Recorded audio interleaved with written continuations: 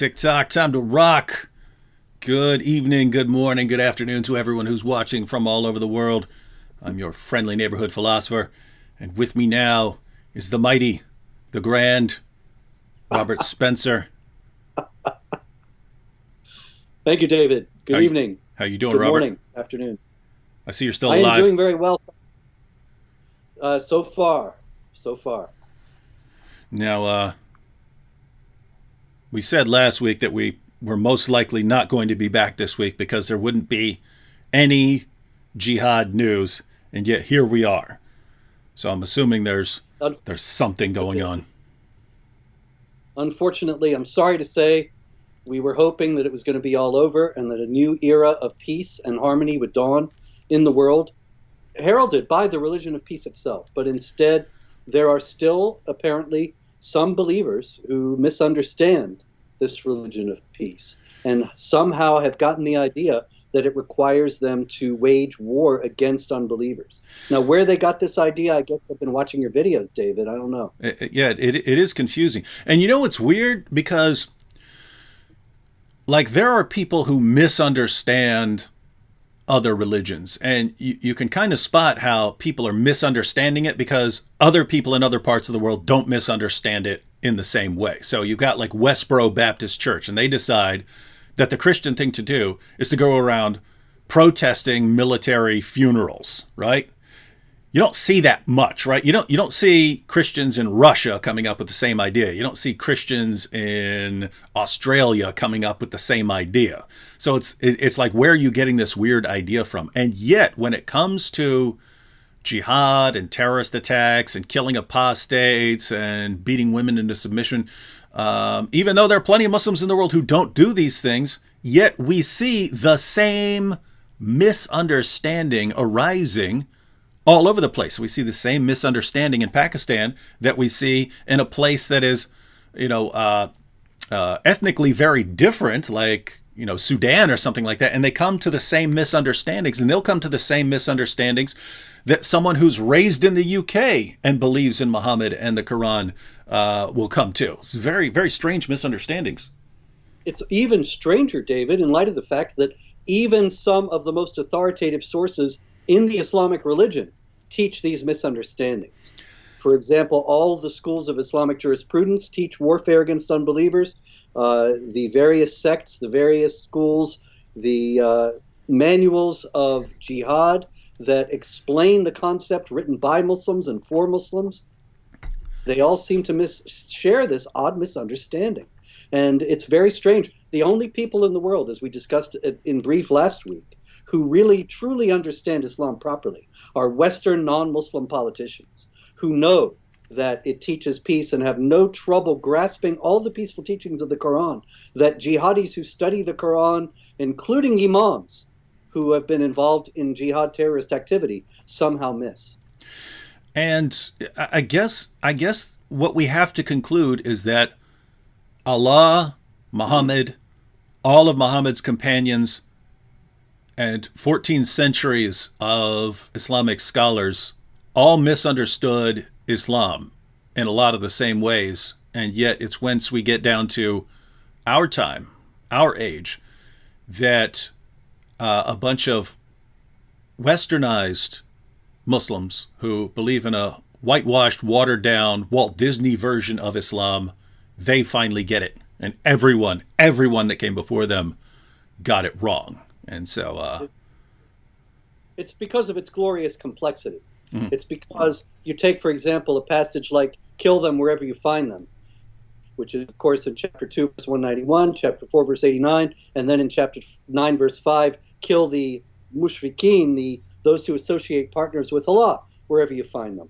Obviously, kill them wherever you find them is a statement of such tremendous complexity that it takes academic degrees and fluency in classical Arabic, plus years of study to grasp fully what it means. Mm-hmm. It's impossible for somebody just to open the book and say, kill them wherever you find them. That means kill them wherever you find them. That would be asinine. Mm-hmm. Everybody knows that it really means something on the order of give them a hug and buy them a latte.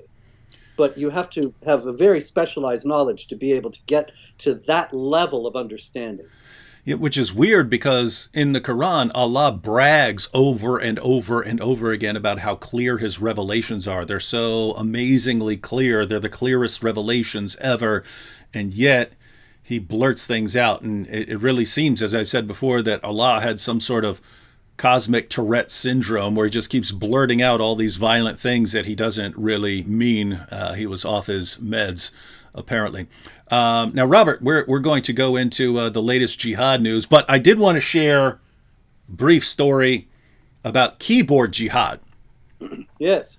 I believe I coined that term. I'm not positive, but I mean, I did, I started using it myself. I don't know if anyone else had come up with it, but it's just like all the other classic forms of jihad, like, threats and intimidation and so on, but it's all from the comfort of your keyboard. So you don't actually have to go out and fight the unbeliever. You fight them from your keyboard, right? You just taunt them and threaten them at your keyboard. And so you're not actually in the same kind of danger. Now, were you the one who came up with stealth jihad? You wrote a book called Stealth Jihad, but was that you?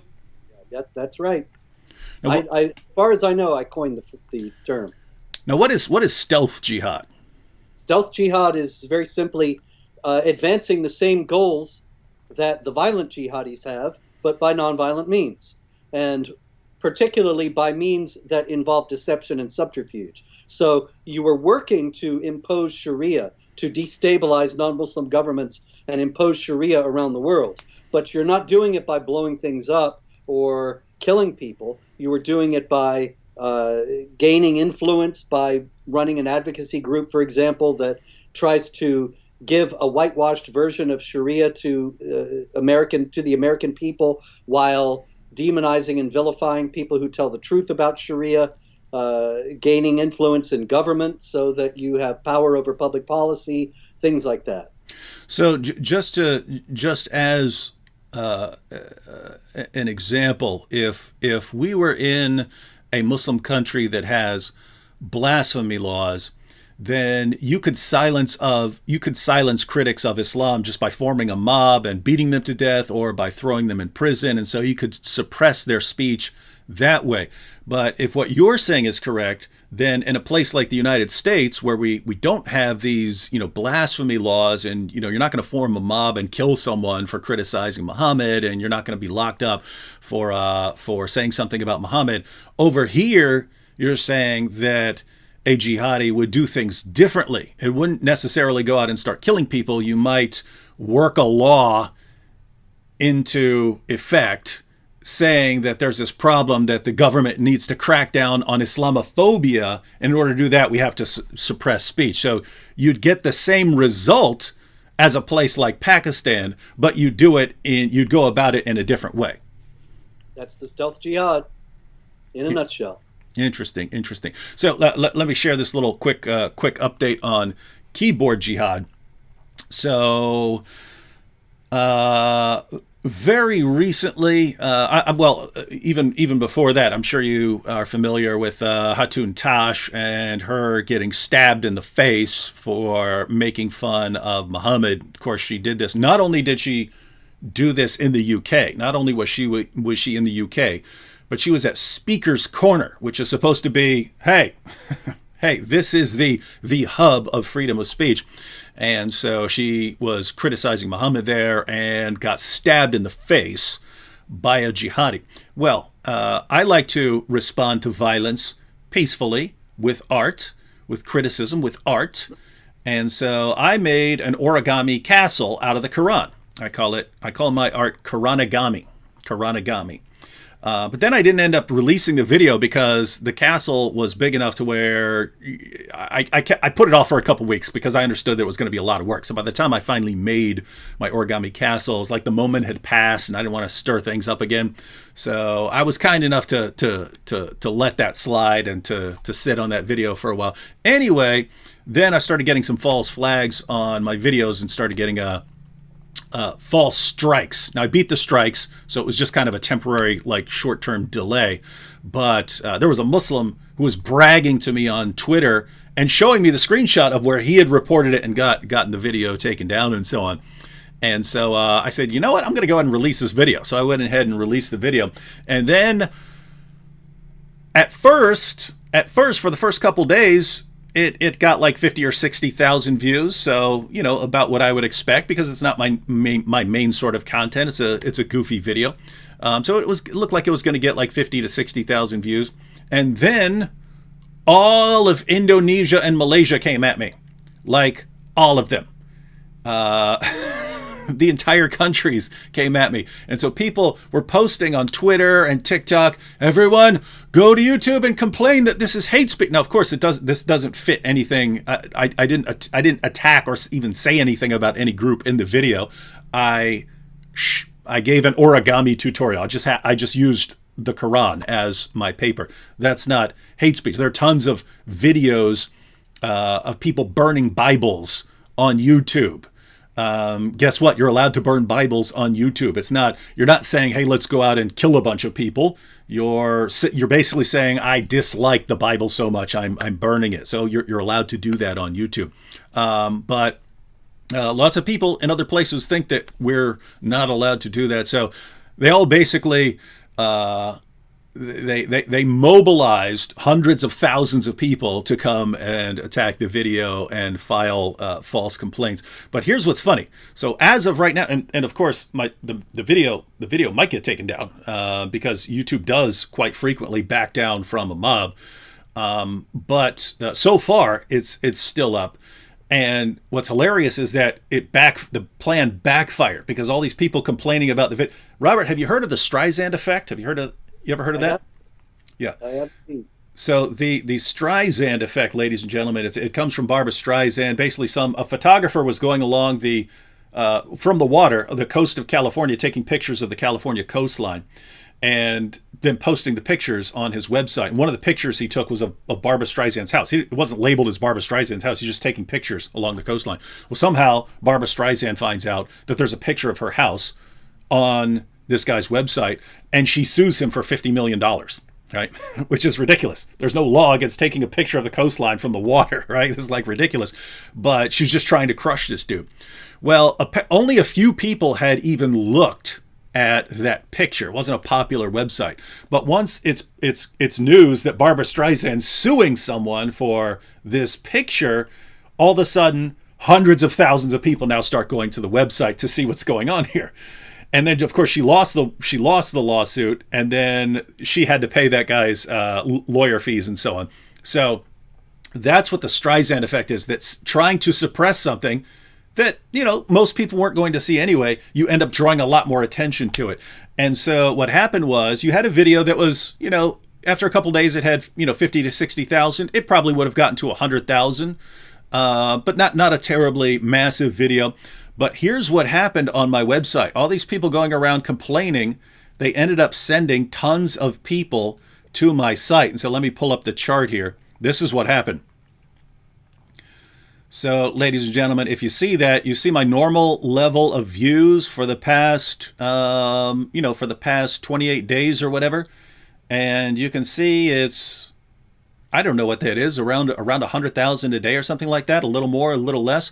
And then all of a sudden, yesterday, it shoots up to 857,000 views, which completely shattered my old record for my highest number of views. Before this, the most views I ever got, and I have a pretty decent sized channel. The most views I ever got in a single day was, I think, 281,000. 281,000 in one day. It was my all-time record. And then this just shattered it. This more than tripled my all-time record because people are complaining, and they complained so much that they got me a bunch of attention, and now my hits are going through the roof. And so, guys, keyboard jihad may have its benefits, but you got to be careful with it, because if you slip up, something like this happens. And it's like, Robert, it's like one of the guys who tries to build a bomb and then it blows up in his face. It's kind of like that, what just happened. All right, so that's the latest news in keyboard jihad. What do we have in the rest of the world? And you may also have examples of keyboard jihad and so on, if it's just stuff on the, if it's stuff that happens from someone's keyboard. But oh yeah, actually, David, I do. Just recently, I started getting private messages on Twitter from a gentleman who was sending me pictures of ISIS jihadis holding up severed heads. And I don't know how he found so many, but he kept sending them day after day after day. And so, Whoa. Now, is this for him to say, look at this revolting practice, keep up the good work, Robert, because you're exposing this jihad violence? Was that the intention behind the pictures? David, I'm sorry to say that was not the case. This was clearly somebody who was in favor of the ISIS beheadings. He had all sorts of ISIS flags and such on his Twitter page. It's really remarkable that somebody like that is able to operate openly. And so I even took a screenshot of one of his beheading photos and put it out in the as an ordinary tweet so that people could see. And I think ultimately he was banned, but it took quite some time because, of course, Twitter just doesn't really care about that kind of activity. It's much more involved in shutting down people who are criticizing jihad activity rather than aiding and abetting it. I'm surprised you weren't the one banned for saying what someone was sending you. I know that in the past I've gotten death threats, and I say, "Hey, look, I take a screenshot and I say, "Hey, look, here's a death threat against me," and Facebook would ban me. I've heard of that happening more than once. Yep. I got to tell you, I don't know why I've lasted this long on Twitter. And any day I expect I'll come downstairs and come into my office and see that it is that I've finally been banned, but it hasn't happened yet. I don't know why. That's exactly how I feel on YouTube, because I do get strikes and so on, but I always feel like they're just gonna shut me down. Like every day, they've sent me so many like ridiculous bogus strikes. Fortunately, I've won every single one this year, but I was getting strikes like one or two per week for a while. Video takedowns and strikes, and then I would win them all, but it's like constantly throwing you off. But it's to the point where it's happened so much that every day when I get up and open my laptop, I'm assuming the first thing I'm going to see is a strike, or that my channel's shut down. But yeah, that's the brilliant leaders of the tech industry. They love to protect jihad, and apparently pedophiles as well. I don't know if you saw that, Robert, but YouTube is under criticism because there are people who, when they see basically pedophiles online who are using their channels to sort of draw in young people, there are people who expose it, right? They'll take screenshots and say, look what this person is doing. But then YouTube's been shutting them down. YouTube's been shutting them down and banning their content, the content of the people who are exposing the pedophiles. And it's like, wow, finally someone who has the kind of same experience as us. We're exposing something and then we're in trouble because we're the ones exposing the stuff. It just amazes me, David. Twitter, Facebook, YouTube, do they ever come down on the right side of an issue? No. Ever? Mm-mm. Not once. But anyway, this week in Jihad, I've got a few things here. One thing, actually two stories of jihadis in the United States. In the U.S.? In the United States, that's right. We're always told that this doesn't happen here. It's only over there. There was 9/11, and that was about it. The Boston Marathon, a few others, but that was it. But actually, if you read Jihad Watch regularly, you'll see there's jihad terror plotting all the time in the United States. One of the stories comes out of Texas, and that is a man was convicted of providing material support to ISIS, and he was sentenced to 12 years in prison a few days ago, Asher Abid Khan, and he pled guilty to aiding ISIS, giving money to people who were going over there. And incidentally, he is a graduate of the University of Houston with an engineering degree. And that's worth noting because so many times people say that jihadis are just poor, uneducated, easily led people. They're not supposed to be university graduates, people who are well off, and so on. The other story out of the United States. 1 second, Robert. I wanted to. There are some interesting points to be made here about this because you made one of the important points that we're told just gullible people fall for some rhetoric and then they become jihadis when very frequently, and especially the leaders of these various movements, many of them are like academics, they're like doctors and engineers and so on, so very educated people. Sometimes, like in the case of Abu Bakr al-Baghdadi, they have degrees in the relevant fields and so on. They know what they're talking about when it comes to Islam. But what you just pointed out, that this guy is funding jihad. He's funding ISIS. And Muhammad said in the hadith, the one who funds a Ghazi, so that's a jihad fighter, will receive the same reward as a Ghazi. So the person, in other words, the person who says, hey, I'm not going to go out and fight myself, but there's a guy who's willing to fight, he just can't afford it, I will pay the bills for him to go out and fight, and I'll sit at home, but I'll pay the bills. And Muhammad said, hey, you get the same reward because he couldn't have done it without you. And so this is straight out of the teachings of Muhammad. Someone's doing it in the United States, saying, hey, I'm not going to go join ISIS, but I will pay for someone else, so that someone else can go fight for ISIS, and straight out of the Muslim sources. Also, you got to wonder, where is it that a University of Houston graduate, where did he get the idea that ISIS was good to support? Two words. Robert Spencer. Yeah. We're always told it's a tiny minority of extremists who are twisting and hijacking the religion of peace, and yet these guys are learning this somewhere. And I think in every one of these cases, why is the mosque not investigated?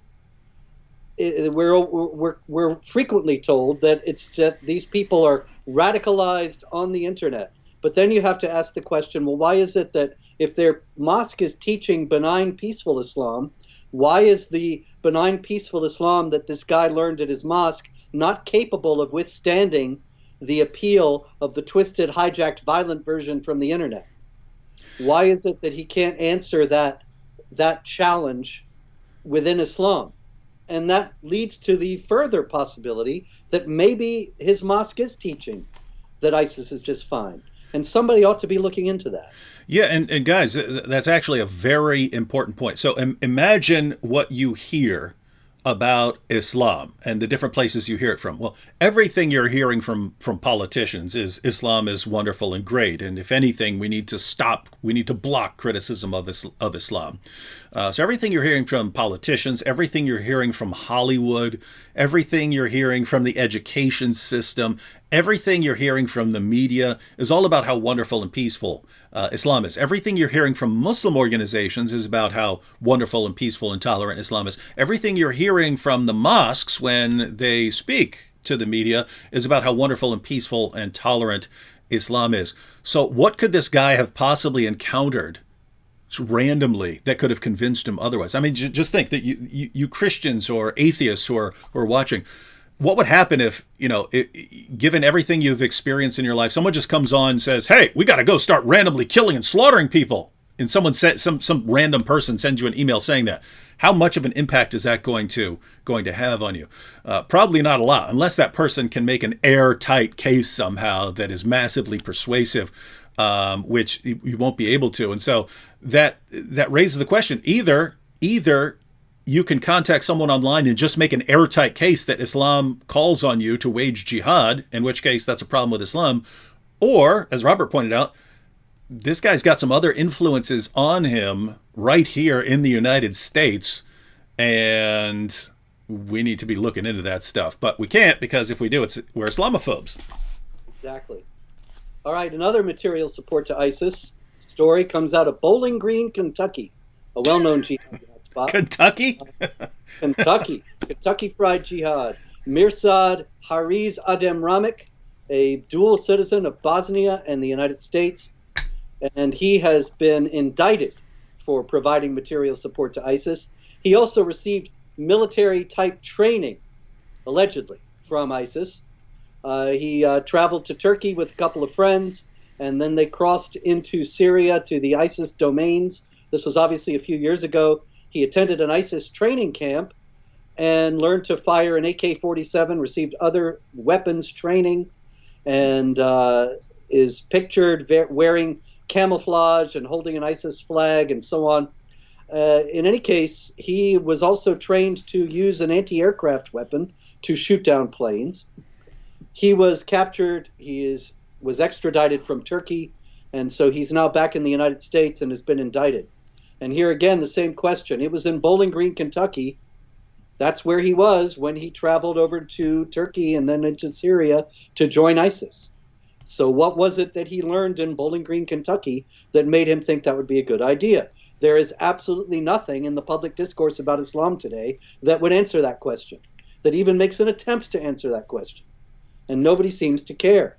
But as long as nobody cares, we're going to have more and more stories like this.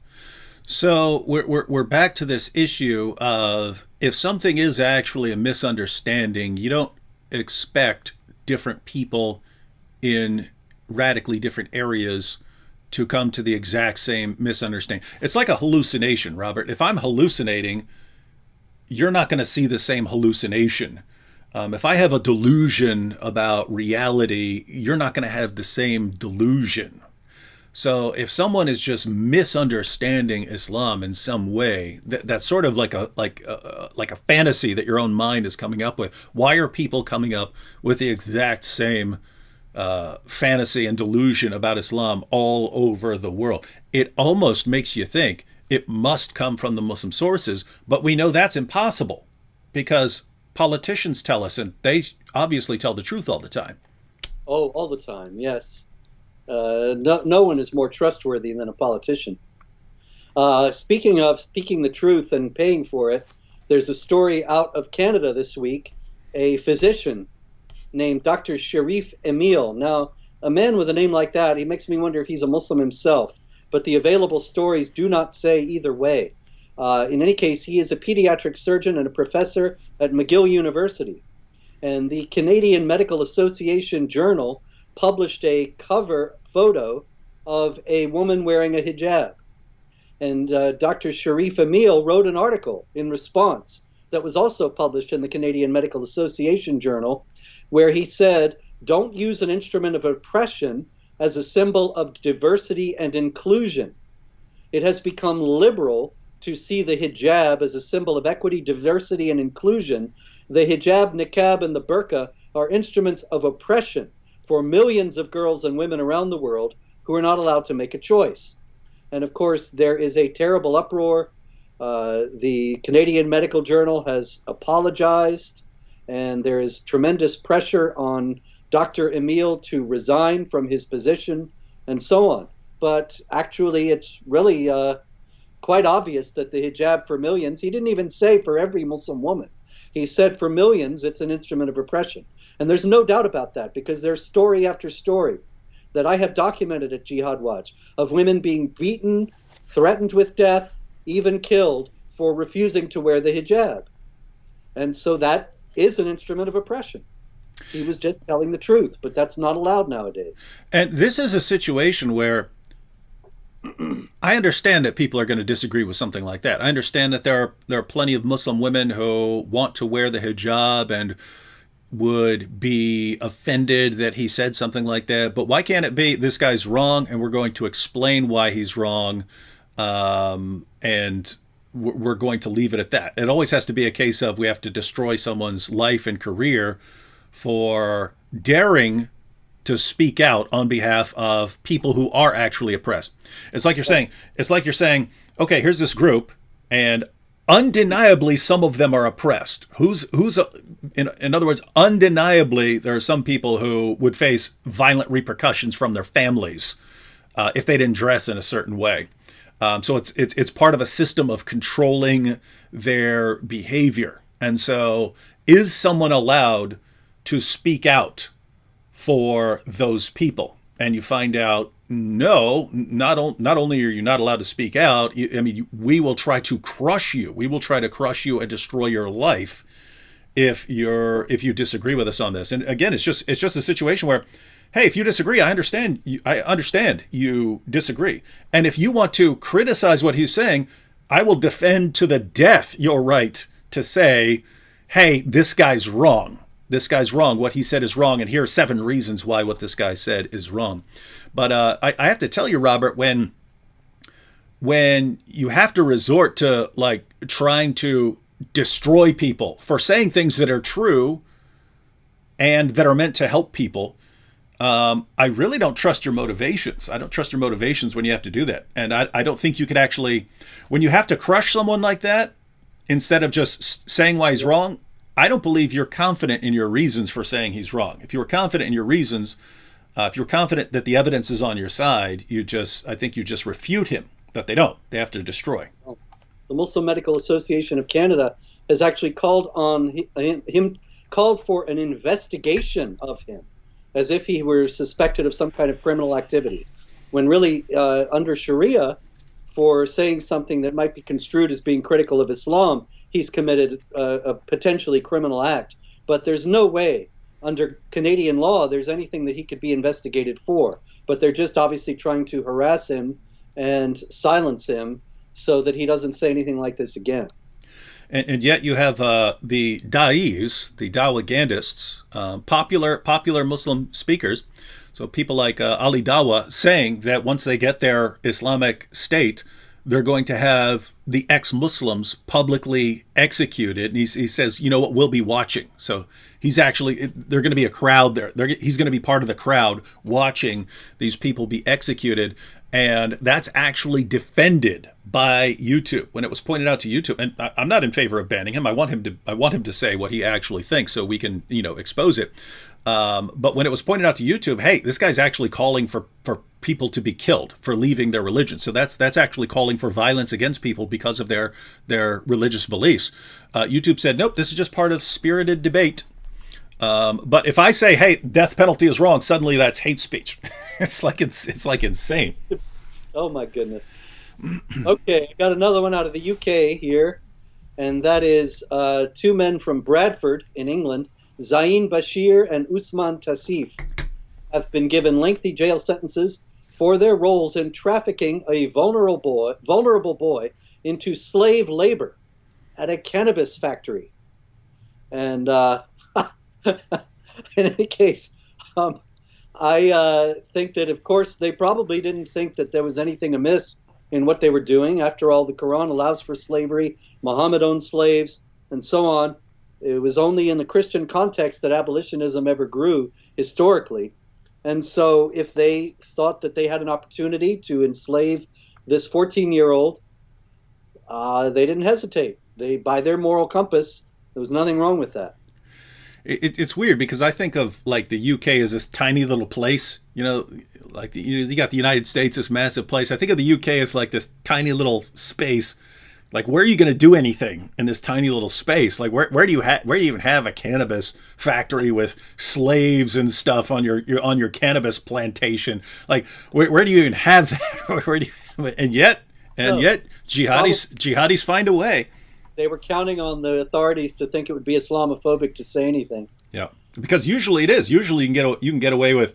I mean, these grooming gangs, these grooming gangs of jihadis oppressing the population. I mean, they got away with grooming, drugging, gang raping, and pimping little 12-year-old girls for years because everyone was terrified. I mean, people were just terrified of saying, "Hey, look what this group is doing." They all seem to be from a very similar religious background here. People were so terrified to say that they would literally rather let it go on forever than to do anything about it. It was only once it got exposed that they were ignoring this problem that anyone actually managed to do anything. It's still hugely controversial in the UK, either to note that they're Pakistani, which actually not all of them were, but the vast majority, and then to note that they were Muslim is absolutely unheard of, even today after it's happened to thousands of girls. Anyway, story out of Canada, right before Christmas, Sheikh Yunus Kathrada out of Muslim Youth Victoria in British Columbia, he said that it was forbidden in Islam to congratulate Christians on Christmas. That he said, would you congratulate a fornicator? Would you congratulate a pedophile? Would you congratulate a murderer? And I couldn't help thinking, David, that, well, there are certain things that Muhammad is depicted as doing in the Hadith and Sirah literature that are not only congratulated in Islam, but are considered to be laudable behavior. And so his choice of examples to show that Christians must not be congratulated for Christmas, it was just a bit too. It made me wonder if he was trying to put us on or something. Really, I mean, does he not realize the irony in what he's saying? Maybe not. Yeah, and I've been seeing that for years, and it's interesting because it's not some random person on Twitter saying it. It'll be popular speakers saying, "Hey, if you're walking down the street and you say, 'Hey, Merry Christmas,' that's worse than murder." Oh yeah, it's worse than murder because it's shirk. It kills the soul. Yeah, which is funny because, I mean, they had the virgin birth too, right? You got the virgin birth too. So, and they believe that Jesus is the Christ. He's the Messiah, according to the Quran. So you could just be saying, hey, when I say Merry Christmas, I mean, hey, I understand you guys are celebrating the birth of the Messiah. Great, Merry Christmas. No, it's worse than murder. It's worse than genocide.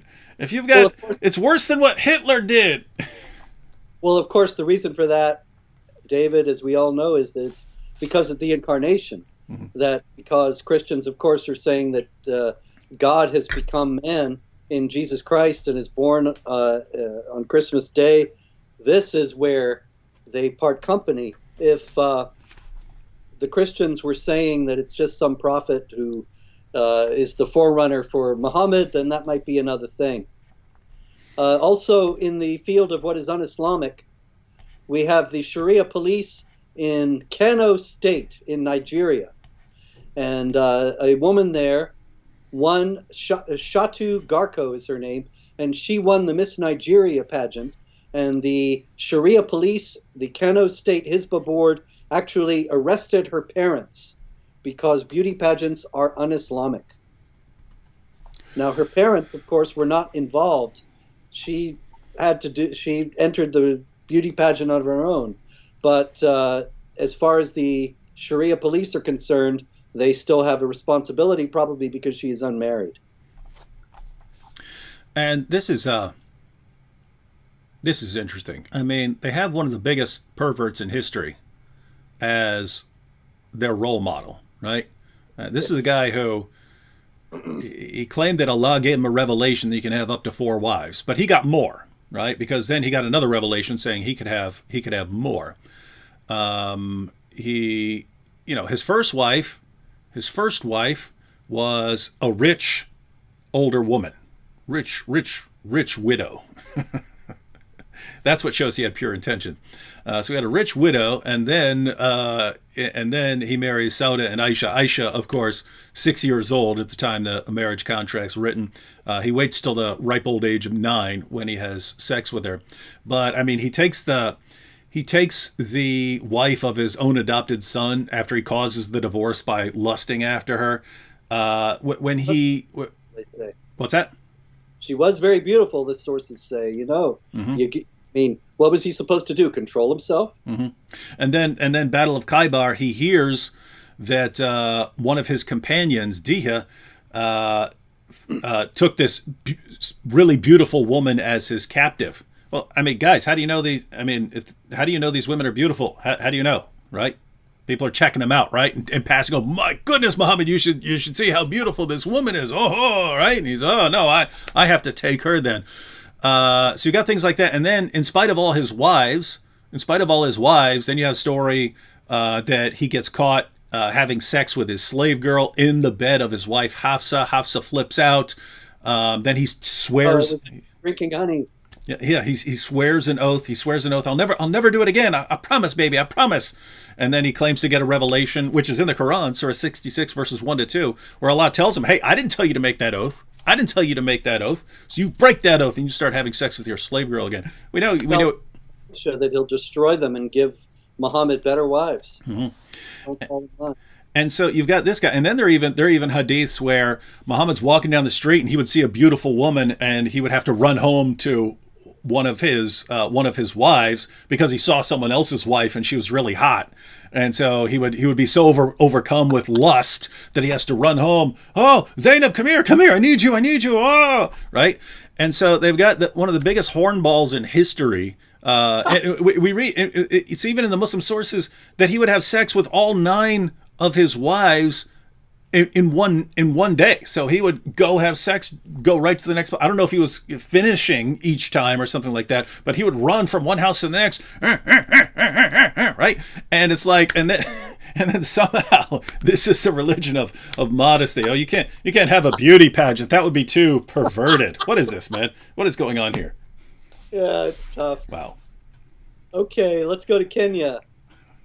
There is a Kenyan pastor, a Christian pastor who converted from Islam, and he got a message. Said, "We are getting reports that you are now a Christian.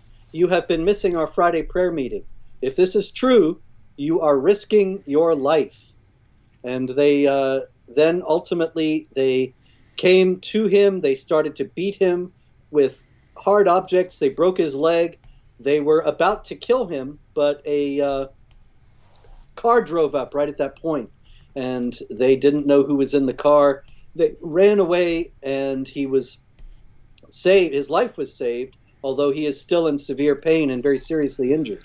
But this, of course, comes from the death penalty for leaving Islam, which is unique to Islam and is what they would certainly have been. I mean, they were obviously trying to kill him and just hadn't finished before they were interrupted. And this is, in case people aren't familiar with the demographics, but this is Kenya, right? This is not Saudi Arabia. This is not Sudan or something like that. This is Kenya. The Muslim, it's a mostly Christian country. I think the Muslim population is like 10 or 12% or something like that. And so 10 or 12%, and hey, not allowed to leave. Check in, but you don't check out. Yep, and Somalia's right there. A lot of jihadis, and so the Kenyan Christians, particularly converts from Islam, are always under threat. Okay, I had one here that I wanted to emphasize, and here it is. Australia. A man named Daniel Greenfield, which caught me up short because Daniel Greenfield is one of my fellow writers at Front Page magazine. And suddenly I'm reading about Daniel Greenfield getting arrested in Australia for plotting jihad attacks against police officers, government officials, and Muslims that he considered to be insufficiently devout. Obviously, it's not the same Daniel Greenfield, but it's a convert from Christianity or Judaism, doesn't say, a convert to Islam in Australia. And so here we have yet another phenomenon of a convert to Islam somehow getting the crazy idea that his religion calls upon him to do violence against people of other religions, which is something that Islamic apologists routinely deny, that there is any kind of peace, any kind of warfare in Islam. Obviously, this is something that he got the idea somewhere, that is Daniel Greenfield. And here again, the question is, where? He converted to Islam. Why wasn't he indoctrinated in all the teachings of peace that we hear so much about? Why did he suddenly get this idea that he had to blow up police officers and government officials and non-devout Muslims? Very, very strange and confusing once again. Indeed. We had a Muslim migrant, a man who was apparently drunk, a Moroccan, who in France during Christmas Mass went into a church and started screaming that he was a Muslim. And people were frightened by this for obvious reasons. They were afraid that he was a jihadi. But in any case, he clearly took exception to Christian worship and believed that it was wrong that they were celebrating Christmas. Now, I'd bet dollars to donuts here, Robert, that if that had happened at a mosque where a Christian walked in and starts yelling something to intimidate people, that would be international headlines. Yes. And yet you keep bringing up stuff that I didn't hear about anywhere. And I'm on all the major news sites multiple times per day. Well, let me go back there. This was in the French newspaper L'Independent on December 26th. French language story only. I translated it for Jihad Watch, and that's the only English report of it as far as I know. Very confusing here. It's almost like people only report things that confirm their own views. That is absolutely true, David. That is exactly what they do.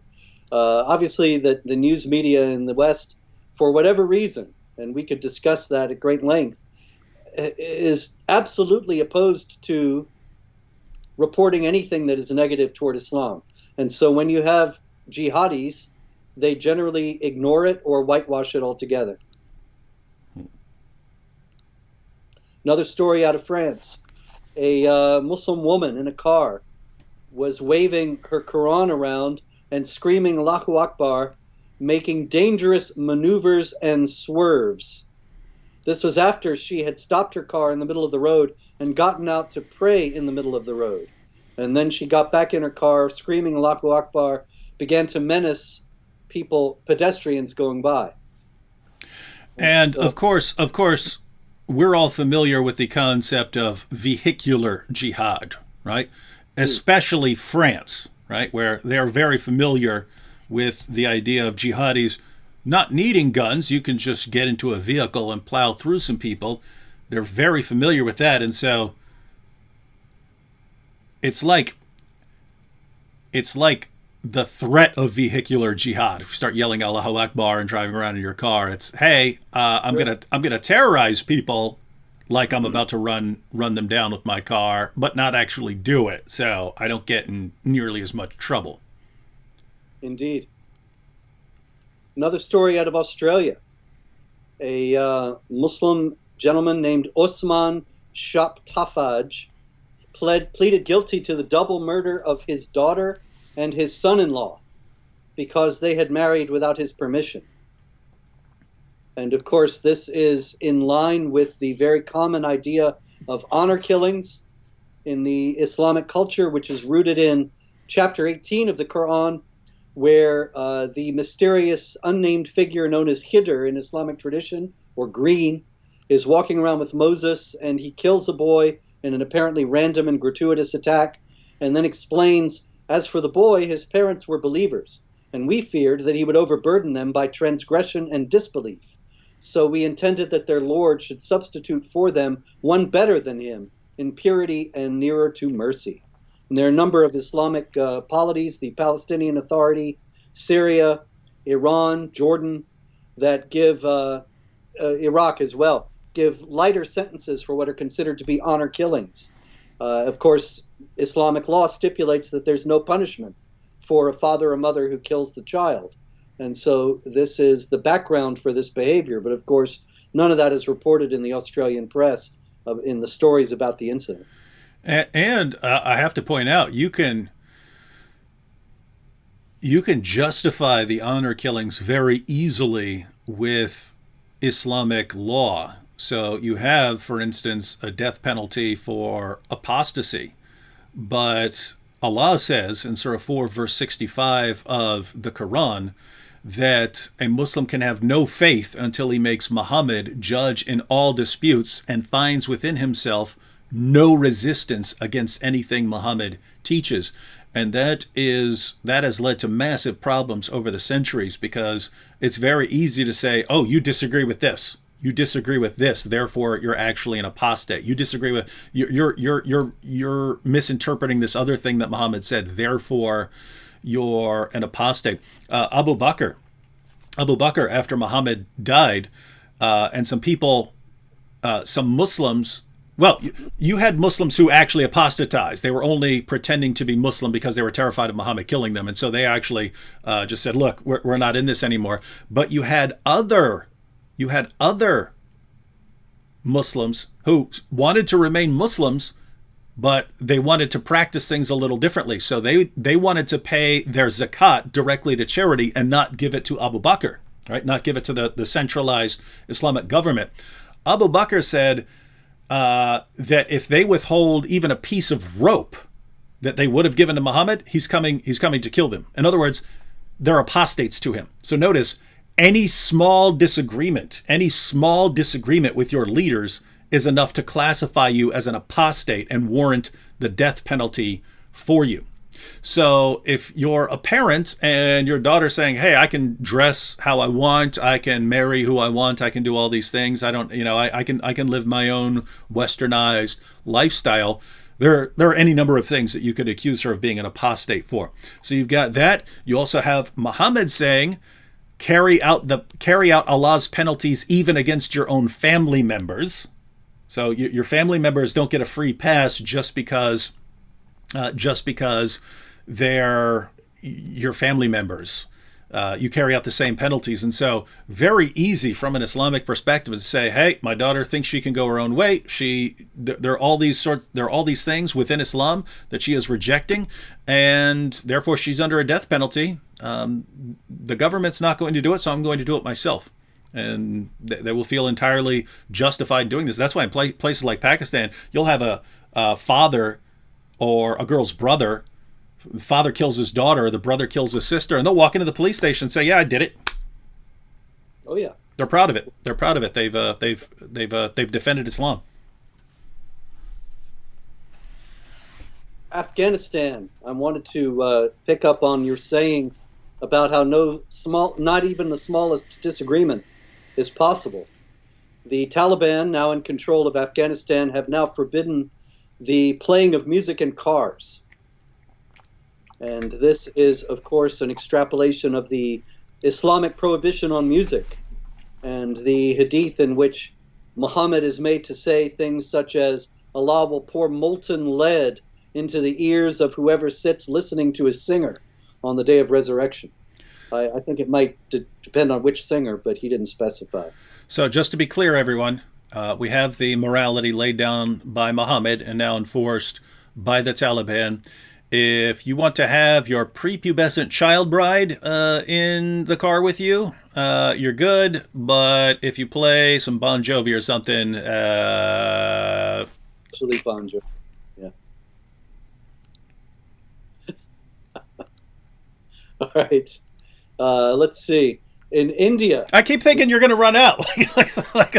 I've got like 4 tabs open, and we got 5 minutes. In India, a group of migrants. There were some Muslims and some Christians working in a factory in Kerala, state in India. And these Christian migrant workers started singing Christmas carols. The Muslim migrant workers were enraged and attacked them physically. And the police came and they tried to burn the policemen alive. 5 policemen were injured. And ultimately, the mob was put down, but this was an example of the famous tolerance we always hear in Islam. The reality is that they were so unwilling to hear Christians singing Christmas carols, they were willing to do violence and believed, of course, that Allah would reward their violence in the cause of ending what they believed to be shirk or idolatry. Misunderstanders. So Abound. much most misunderstood religion in history. Yes, indeed. Let's see. We have in London. This is actually a live case.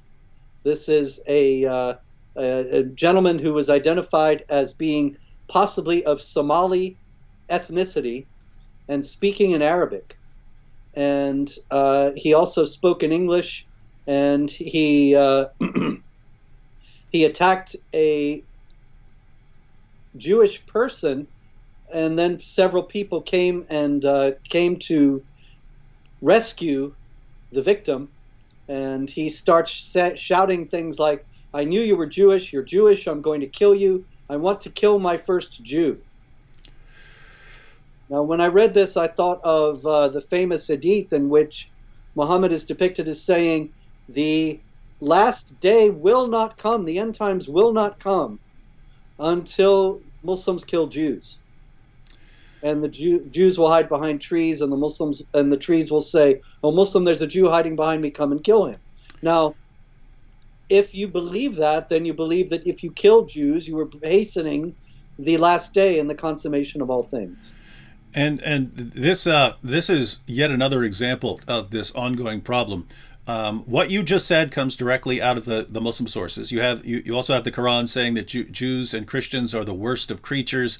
You have Allah saying in Surah 5 that the most vehement of enemies against the Muslims are the Jews. And so you have all these teachings which lead to actual real world violence. And if we point it out and say, hey, this is a problem. This needs to be exposed. We need to get to the bottom of this, or the problem will just never end.